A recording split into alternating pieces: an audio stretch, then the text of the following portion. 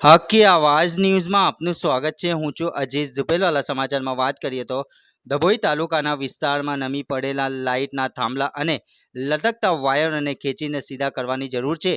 MGVCL વીજ company limited ગ્રામ્ય વિસ્તારના લોકો અને ખેડૂતો દ્વારા વારંવાર રજૂઆત કરવા છતાં પણ કોઈ પગલાં લેવાતા નથી। ડભોઈ તાલુકાના ગામોમાં નમી પડેલા વીજળીના થાંભલા અને વાયરો ચોમાસા દરમિયાન કોઈ ખેડૂતોનો ભોગ કોઈ ફોગ બનશે તો જવાબદાર કોણ, તેમ લોકમુખે ચર્ચાઓ ચાલી રહી હોવાનું જાણવા મળ્યું છે। રિપોર્ટ રફીક મંસૂરી।